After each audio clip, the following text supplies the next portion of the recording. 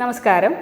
Alpha അക്കാഡമിയുടെ senior biology ഫാക്കൽറ്റിയായ Srividya മിസ്സിനെ ഞാൻ ഈ ഡിസ്കഷനിലേക്ക് സ്വാഗതം ചെയ്യുന്നു. നമസ്കാരം മിസ്സേ, ഇപ്പോഴത്തെ ഈ കാലഘട്ടത്തിൽ ഒരു പാരൻസിൻ്റെ ഒരു കൺസേൺ നമ്മൾ വെച്ചിട്ട് നോക്കുകയാണെങ്കിൽ കുട്ടികൾ ഡെയിലി ഫുഡ് കഴിക്കാൻ ഭയങ്കര മടിയുള്ള കുട്ടികൾ, ഈ പ്രത്യേകിച്ച് ഈ ജെൻസി കാറ്റഗറിയിലുള്ള കുട്ടികൾ, അവർക്ക് നമ്മളുടെ ഈ കോമ്പറ്റേറ്റീവ് എക്സാംസിൻ്റെ ഓടൊപ്പം തന്നെ ഇവരുടെ ഈ ഫുഡിൻ്റെ പ്രാധാന്യം ഏത് രീതിയിലാണെന്നൊന്ന് മിസ് ഒന്ന് കുട്ടികൾക്കൊന്ന് പറഞ്ഞു കൊടുക്കാമോ? തീർച്ചയായിട്ടും. ഇപ്പോൾ മിസ് പറഞ്ഞ വളരെ ശരിയാണ്. പാരൻസിൻ്റെ വലിയൊരു പരാതിയാണ്, പഠിക്കുന്നുണ്ട് കുട്ടികൾ, അത് ഉറക്കണീറ്റ് പഠിക്കുകയാണ്, ഭക്ഷണം കഴിക്കുന്നേ ഇല്ല, അല്ലെങ്കിൽ വേണ്ടത്ര പോഷകങ്ങൾ അവരുടെ ഉള്ളിലേക്ക് ചെല്ലുന്നില്ല. അപ്പോൾ കുഞ്ഞുങ്ങൾ മനസ്സിലാക്കേണ്ട ഒരു കാര്യം, നിങ്ങൾ ഇപ്പോൾ നന്നായിട്ട് പഠിക്കുന്നുണ്ട്, നിങ്ങൾക്ക് താൽക്കാലികമായി ഈ പഠിക്കുന്നതൊക്കെ നല്ല ഓർമ്മയുണ്ടാവും, അല്ലെങ്കിൽ ഓരോ ചാപ്റ്റർ പഠിച്ച് മോക്ക് എക്സാം എഴുതുമ്പോഴത്തേക്കും അതിന് മാർക്ക് ഉണ്ടാവും. പക്ഷേ ഈ പഠിക്കുന്ന കാര്യങ്ങൾ അവസാനത്തെ പരീക്ഷ, അവസാനത്തെ കോമ്പറ്റേറ്റീവ് എക്സാം, അത് ഏതോ ആയിക്കൊണ്ട് പോട്ടെ, നീറ്റോ ജെയ്യോ എന്തോ ആയിക്കൊണ്ട് പോട്ടെ, കോമ്പറ്റേറ്റീവ് എക്സാമിന് ഇത് പ്രയോജനപ്പെടണം എന്നുണ്ടെങ്കിൽ തീർച്ചയായിട്ടും നമ്മൾ പോഷകാഹാരം കഴിക്കുക എന്ന് പറയുന്നത് ഒരു പ്രധാനപ്പെട്ട കാര്യമാണ്. അപ്പോൾ പോഷകാഹാരം എന്ന് പറയുമ്പോൾ ഇപ്പോൾ ഒരു ബയോളജി ടീച്ചർ എന്നുള്ള രീതിക്ക് ഞാൻ ഇതിനെ 5 തരത്തിൽ ഡിവൈഡ് ചെയ്ത് പറഞ്ഞുതരാം. അപ്പം പാരൻസിനായാലും കുഞ്ഞുങ്ങൾക്കായാലും അത് കൃത്യമായിട്ട് മനസ്സിലാവും. അപ്പോൾ അതിലാദ്യത്തെ ഏറ്റവും പ്രധാനപ്പെട്ട ഒരു പോഷകമാണ് കാർബോഹൈഡ്രേറ്റ്സ്. അപ്പോൾ കാർബോഹൈഡ്രേറ്റ്സ് എന്ന് പറയുമ്പോൾ നമുക്ക് കിട്ടുന്നത് സുറിയൽസിൽ നിന്നാണ്, മെയിനായിട്ട് ധാന്യങ്ങളിൽ നിന്ന്.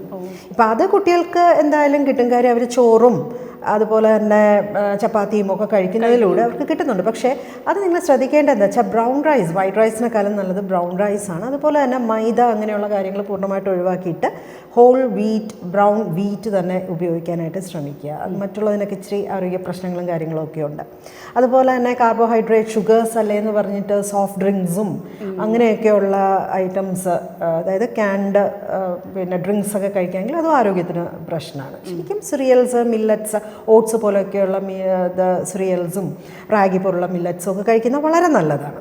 കാര്യം എന്താണെന്ന് വെച്ച് കഴിഞ്ഞാൽ ബ്രെയിനിലേക്ക് ഈ എനർജി പ്രൊവൈഡ് ചെയ്യുക എന്ന് പറയുന്നത് വളരെ അത്യാവശ്യമാണ്. ഫിസിക്കലി മാത്രമല്ല, മെൻ്റലി നമ്മൾ സ്ട്രോങ് ആയിട്ട് നിൽക്കണമെങ്കിൽ ബ്രെയിനിലേക്ക് ഈ പറയുന്ന ഷുഗർ അല്ലെങ്കിൽ ഗ്ലൂക്കോസ് കൊണ്ടെത്തിക്കേണ്ടതായിട്ട് വളരെ അത്യാവശ്യമാണ്. അതിന് ഈ പറഞ്ഞ കാർബോഹൈഡ്രേറ്റ്സ് സോഴ്സാണ്, മെയിൻ സോഴ്സാണ്. അതുപോലെ രണ്ടാമത്തെ ടൈപ്പ് ഓഫ് ന്യൂട്രിയൻ്റ് എന്ന് പറയുന്നത് പ്രോട്ടീൻസ് ആണ്. ഇപ്പോൾ പ്രോട്ടീൻസ് ശരിക്കും നമ്മുടെ ബ്രെയിൻ ആൻഡ് മസിൽ ഡെവലപ്മെൻറ്റിന് വളരെയധികം ആവശ്യമുള്ളൊരു കാര്യമാണ്. അപ്പോൾ പ്രോട്ടീൻസ് കുട്ടികൾ അവർക്ക് പാല് കുടിക്കുന്നതിലൂടെയും അതുപോലെ തന്നെ മുട്ട കഴിക്കുന്നതിലൂടെയും അതുപോലെ തന്നെ പലതരത്തിലുള്ള പയറുവർഗ്ഗങ്ങൾ. അപ്പോൾ പയറുവർഗ്ഗങ്ങൾ എന്ന് പറയുമ്പോഴത്തേക്ക് ഇപ്പോൾ കടല, പിന്നെ സാധാരണ ചുവന്ന പയർ, പച്ചപ്പയർ.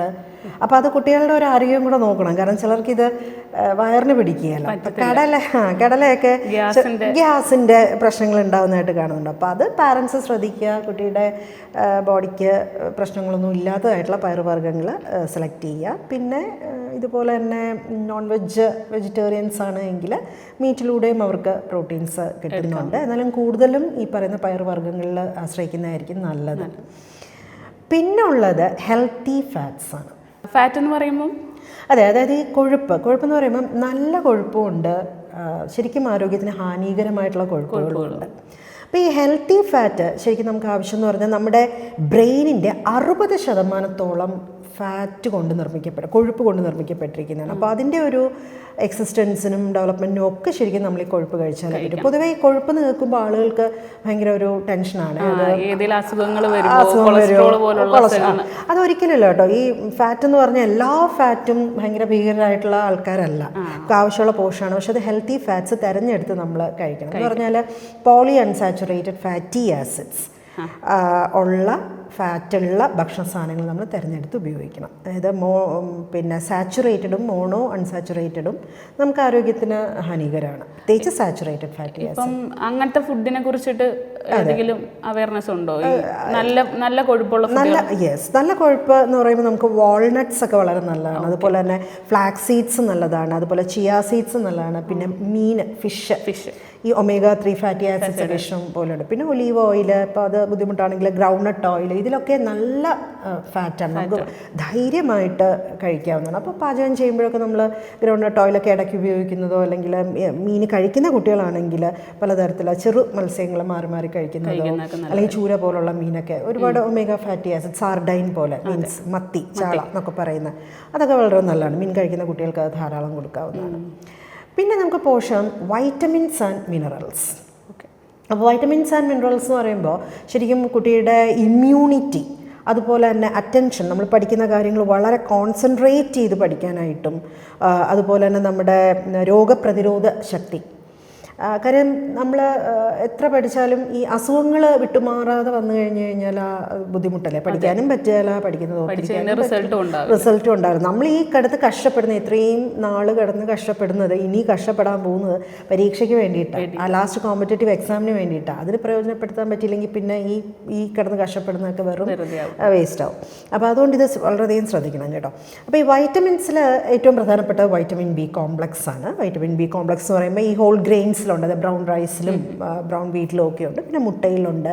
പിന്നെ വൈറ്റമിൻ സി ഇമ്മ്യൂണിറ്റിക്കൊക്കെ വളരെ അത്യാവശ്യമായിട്ടുള്ള ഒരു കാര്യമാണ്. ഈ സിട്രസ് ഫ്രൂട്ട്സ് എന്ന് പറയും, ലെമൺ, ഓറഞ്ച്, അങ്ങനെ. പിന്നെ ഏറ്റവും കൂടുതൽ നെല്ലിക്ക, ആംല, അതൊന്നും ഇപ്പോഴത്തെ കുട്ടികൾ കഴിക്കാനേ കൂട്ടാറേ ഇല്ല. അതെ, അവർക്കത് ഇഷ്ടമില്ല. അതെന്തിനാ? അത് ശരിക്കും പച്ച വെള്ളത്തിൽ നല്ലോണം കഴുകി, അല്ലെങ്കിൽ ചെറിയ ചൂടുവെള്ളത്തിൽ നല്ലോണം കഴുകി അത് പച്ചയ്ക്ക് കഴിക്കുന്നത് തന്നെയാണ് ഏറ്റവും നല്ലത്. ഇനി അത് തീരെ പറ്റുന്നില്ലെങ്കിലൊക്കെ ഉപ്പിലിട്ട് കഴിച്ചാലും കുഴപ്പമില്ല. കാരണം ആംലയിലൊക്കെ വൈറ്റമിൻ സി അങ്ങനെ പെട്ടെന്ന് നശിച്ചു പോകുന്നതാണ്. സിട്രസ് ഫ്രൂട്ട്സിലൊക്കെ ആണെങ്കിൽ നമ്മൾ ബോയിൽ ചെയ്യുകയോ അല്ലെങ്കിൽ ഹീറ്റ് ചെയ്യുകയോ ഒക്കെ ചെയ്താൽ വൈറ്റമിൻ സിയുടെ സ്ട്രക്ചർ മാറും. പക്ഷേ ആംലയുടെ വളരെയധികം ഉറപ്പുള്ള ഒരു സ്ട്രക്ചറാണ് വൈറ്റമിൻ സി. അപ്പോൾ അതുകൊണ്ട് അങ്ങനെയൊക്കെ നിങ്ങൾക്ക് കഴിക്കാം. അതുപോലെ പേരയ്ക്ക, ഗുവാവ, അപ്പോൾ അങ്ങനെയുള്ള ഫ്രൂട്ട്സൊക്കെ കഴിക്കുന്നത് നല്ലതായിരിക്കും. അതുപോലെ മെഗ്നീഷ്യവും സിങ്കും, മിനറൽസിൻ്റെ കൂട്ടത്തിൽ നമുക്ക് മെഗ്നീഷ്യം, സിങ്ക്. അപ്പോൾ അത് ശരിക്കും പറഞ്ഞാൽ നമ്മുടെ മെമ്മറി പവർ കൂട്ടാനായിട്ട്, ഈ പഠിക്കുന്നത് മറന്നു പോകുന്നു എന്നുള്ളതാണല്ലോ കുട്ടികളുടെ മെയിനായിട്ടുള്ള പ്രശ്നം. അപ്പോൾ അത് മെമ്മറി പവർ കൂട്ടാനായിട്ട് ഈ രണ്ട് പോഷകങ്ങൾ. അപ്പോൾ അത് അതിൻ്റെ സോഴ്സ് എന്ന് പറയുന്നത് നട്ട്സാണ് കേട്ടോ. നട്ട്സും പലതരത്തിലുള്ള സീഡുകളും, അതുപോലെ ബീൻസിലൊക്കെ ഇഷ്ടം പോലെ. ഈ ബീൻസ് ഞാൻ കണ്ടിട്ടുണ്ട് കുട്ടികൾക്ക് വലിയ താല്പര്യമില്ല. പ്രത്യേകിച്ച് നോൺ വെജിറ്റേറിയൻ, ഈ ചിക്കനൊക്കെ ഫ്രൈ ചെയ്ത് അങ്ങനെയൊക്കെ പല ഐറ്റംസ് ആണല്ലോ ഇപ്പോൾ നമുക്ക് ഫാസ്റ്റ് ഫുഡ് എന്നൊക്കെ പറഞ്ഞ് കിട്ടുന്നത്. അതൊക്കെ വളരെ സന്തോഷമായിട്ട് കുട്ടികൾ കഴിക്കും. പക്ഷേ വെജിറ്റബിൾസ് ഒക്കെ കൊണ്ടുവന്ന് വെച്ച് കഴിഞ്ഞാൽ ഭയങ്കര ബുദ്ധിമുട്ട്. അപ്പോൾ ഈ വെജിറ്റബിൾസ് എല്ലാത്തിലും ഈ പറയുന്ന മെഗ്നീഷ്യവും സിങ്കും ഒക്കെ ഉണ്ട്. പക്ഷേ കൂടിയ ഒരളവിൽ ബീൻസിലൊക്കെ ധാരാളം ഉണ്ട് കേട്ടോ. അപ്പോൾ അത് ശ്രദ്ധിക്കുക. പിന്നെ ഉള്ളത് കാൽഷ്യം വളരെ പ്രധാനപ്പെട്ട ഒരു മിനറലാണ്. അത് ശരിക്കും നമ്മുടെ ബോൺ ഡെവലപ്മെൻറ്റ്, ബോൺസിൻ്റെ ഒരു സ്ട്രെങ്തിന് ആവശ്യമാണ്. പിന്നെ ഇപ്പോഴത്തെ കുട്ടികൾക്ക് ഏറ്റവും വേണ്ട ഒരു സംഭവമാണ് ഈ സ്ട്രെസ് റിഡക്ഷൻ എന്ന് പറയുന്നത്. അതെ, കാര്യം പരീക്ഷയ്ക്ക് പഠിക്കുന്നു, ഭയങ്കര സ്ട്രെസ് ആൻഡ് ടെൻഷനാണ്. അപ്പോൾ ഇത് ഒഴിവാക്കുക എന്നുള്ളതിന് നിങ്ങൾ എന്ത് ചെയ്താലും നല്ലതാണ്. അതിലൊരു ആളാണ് ഈ കാൽഷ്യം എന്ന് പറയുന്നത്. അത് നിങ്ങൾക്ക് ശരിക്കും പറഞ്ഞു കഴിഞ്ഞാൽ പാലിൽ നിന്നും, റാഗിയിലൊക്കെ നന്നായിട്ടുണ്ട് കേട്ടോ. റാഗിയൊക്കെ നിങ്ങൾക്ക് പല രീതിയിൽ കുക്ക് ചെയ്ത് കഴിക്കാവുന്നതേ ഉള്ളൂ. പിന്നെ അപ്പോൾ ആ രീതിയിൽ എങ്ങനെയാണ് നിങ്ങൾക്ക് ടേസ്റ്റ് ഇഷ്ടപ്പെടുന്നത്, എങ്ങനെ പാരൻസും അതുപോലെ ശ്രദ്ധിക്കുക, അങ്ങനെയുള്ള ഫുഡൊക്കെ കൊടുക്കുക. ഇനി ലാസ്റ്റ് 5ാമത്തെ പോഷകം, പക്ഷേ ലീസ്റ്റ് അല്ല, ഏറ്റവും പ്രധാനപ്പെട്ടൊരു പോഷകം എന്ന് തന്നെ പറയാം, വാട്ടർ, വെള്ളം ഒരു പോഷകമാണ്. പിന്നെ തീർച്ചയായിട്ടും ഒരു പോഷകമാണ്. ഇപ്പോൾ മിസ്സിന് അത്ഭുതം തോന്നിയതുപോലെ കണ്ടുകൊണ്ടിരിക്കുന്ന പലർക്കും അത് തോന്നും. ഈ ശരിക്കും പോഷകം എന്ന് പറഞ്ഞാൽ എന്താ, ന്യൂട്രിയൻസ് എന്ന് പറഞ്ഞാൽ എന്താ? ഒരു ജീവജാലത്തിൻ്റെ വളർച്ചയ്ക്കും ഡെവലപ്മെൻറ്റിനും അതുപോലെ ലൈഫ് പ്രോസസ്സുകളെല്ലാം ചെയ്യാനും ആവശ്യമുള്ള എന്തിനേയും നമുക്ക് പോഷകം എന്ന് വിളിക്കാം, ന്യൂട്രിയൻ്റ് എന്ന് വിളിക്കാം. അപ്പോൾ നമ്മുടെ ബോഡിയിലെ എല്ലാ ആക്ടിവിറ്റീസും, മെറ്റബോളിക് ആക്ടിവിറ്റീസ്, അതായത് ജീവൽ പ്രവർത്തനങ്ങൾ നടക്കുന്നത് വെള്ളം ഒരു മീഡിയമാക്കിക്കൊണ്ടാണ്. അതെ. അതുകൊണ്ടല്ലേ നമുക്ക് വെള്ളം കുടിക്കാതെ നമുക്ക് എത്ര ദിവസം പോയിട്ട് നമുക്ക് മണിക്കൂറുകൾ നിൽക്കാൻ പറ്റത്തില്ല. അത്രയും പ്രധാനപ്പെട്ടൊരു സംഭവമാണ് വാട്ടർ എന്ന് പറയുന്നത്. അപ്പോൾ അതിൽ ഈ വാട്ടർ എന്ന് പറയുമ്പോൾ ശരിക്കും ഒരു 2% ഡീഹൈഡ്രേഷൻ നമ്മുടെ ബോഡിയിൽ വന്നാൽ പോലും നമുക്കത് ഭയങ്കര ഹാനികരം എന്നാണ് പറയുന്നത്. പ്രത്യേകിച്ച് പഠിക്കുന്ന കുട്ടികളെന്ന് പറയുമ്പോൾ അവർക്ക് യാതൊരു തരത്തിലും ഈ പഠിച്ച കാര്യങ്ങളിൽ കോൺസെൻട്രേറ്റ് ചെയ്യാൻ പറ്റില്ല. അതുകൊണ്ടാണ് പറയുന്നത്, ഈ ക്ലാസ് കേട്ടുകൊണ്ടിരിക്കുമ്പോഴും പഠിച്ചുകൊണ്ടിരിക്കുമ്പോഴും ഫ്രണ്ടിൽ ഒരു ബോട്ടിൽ വെള്ളം വയ്ക്കണം. ഒരു 30 മിനിറ്റ് ഇടവിട്ട് ഇത് സിപ്പ് ചെയ്തുകൊണ്ടിരിക്കണം. പക്ഷേ കുട്ടികളൊന്നും വെള്ളം കുടിക്കുന്നതേ കണ്ടിട്ടില്ല. അതാ, കുടിക്കാറേ ഇല്ല. ഒന്ന് വന്നിട്ട് നമ്മളിപ്പോൾ ചൂട് സമയമൊക്കെ ആണെങ്കിൽ നല്ലോണം വേർക്കുകയും ചെയ്യുന്നുണ്ടാവും. അപ്പോൾ എന്നിട്ട് ഇത്രയും വേർത്തിട്ട് വെള്ളവും കൂടെ കുടിക്കാതിരുന്ന് കഴിഞ്ഞ് കഴിഞ്ഞാൽ അത് വളരെയധികം ഹെൽത്തിനെ ബാധിക്കും. അപ്പോൾ അത് പാരൻസും അതുപോലെ തന്നെ ടീച്ചേഴ്സും എല്ലാവരും ശ്രദ്ധിക്കേണ്ട ഒരു കാര്യമാണ്.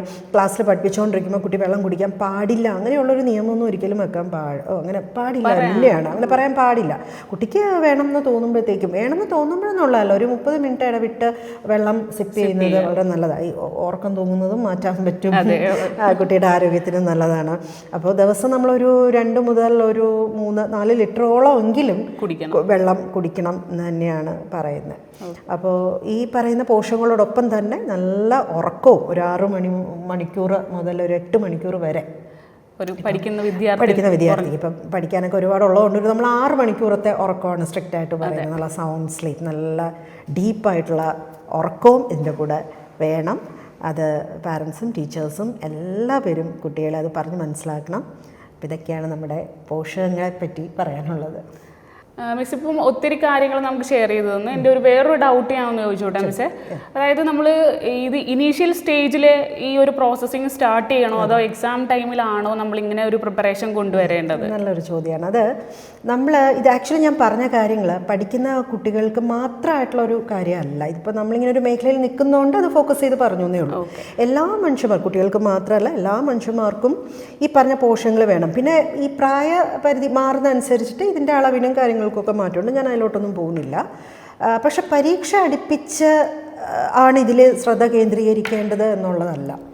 കുട്ടികൾ വളരെ ചെറുപ്പത്തിലേ ഈ പറഞ്ഞ കാര്യങ്ങളിലൂടെ തന്നെയാണ് പോകേണ്ടത്. ഈ പോഷകങ്ങളെല്ലാം കുട്ടിക്ക് വേണ്ട രീതിയിൽ കിട്ടിയാലേ ആ കുട്ടിയുടെ ആ ഒരു താല്പര്യം അല്ലെങ്കിൽ കഴിവിനനുസരിച്ച് കുട്ടിക്ക് പഠിച്ച് ഈ ഒരു ഇതിലെത്താൻ പറ്റും. ഇനിയിപ്പോൾ പോട്ടെ, ഇനി പോഷകങ്ങളൊന്നും കഴിക്കാതിരുന്നു, സ്കൂൾ ചെറിയ ക്ലാസ്സിലൊന്നും അങ്ങനെ കഴിക്കാത്ത ഒരു കുട്ടിയായിരുന്നു, ഇനി അതിന് ഓർത്ത് ടെൻഷനൊന്നും വേണ്ട. ഇപ്പോഴും നമ്മൾ താമസിച്ചിട്ടൊന്നുമില്ല. ഇനി മാസങ്ങൾ, ഈ വരുന്ന മാസങ്ങൾ നിങ്ങൾ നല്ലതുപോലെ ഈ കാര്യത്തിൽ ശ്രദ്ധിച്ചാൽ മതി. അല്ലാതെ അവസാനം വരെ പരീക്ഷാ മാസം മെയ്യിലല്ലേ അല്ലെങ്കിൽ അപ്പോൾ ഏപ്രിലിൽ ഞാൻ എല്ലാം കഴിക്കാം എന്നൊന്നും വിചാരിക്കരുത്. ഇനിയുള്ള സമയം, ഇപ്പോൾ ഒക്ടോബറാണ്, ഇപ്പോൾ തന്നെ ഇത് ഞാൻ ടീച്ചർ പറഞ്ഞ പോലെ അങ്ങ് സ്റ്റാർട്ട് ചെയ്യുക കേട്ടോ. അപ്പോൾ ഇത്രയും നേരം നമുക്ക് വേണ്ടിയിട്ട് ഇനി നമ്മളുടെ ജീവിതത്തിലും നമ്മളുടെ എക്സാം സെഷൻസിലും എന്തൊക്കെ കാര്യങ്ങൾ നമ്മൾ എടുക്കണം, എന്തൊക്കെ പ്രിപ്പറേഷൻസാണ് നമുക്ക് വേണ്ടത് എന്ന ഭയങ്കര വിലയേറിയ കുറച്ച് അഭിപ്രായങ്ങളും കുറച്ച് നിർദ്ദേശങ്ങളൊക്കെ ഞങ്ങൾക്ക് പകർന്നു നൽകിയ ശ്രീവിദ്യ മിസ്സിന് താങ്ക് യു. അതുപോലെ തന്നെ എല്ലാ കുട്ടികൾക്കും ഞങ്ങളുടെ 2 പേരുടെയും വക ഓൾ ദി ബെസ്റ്റ്.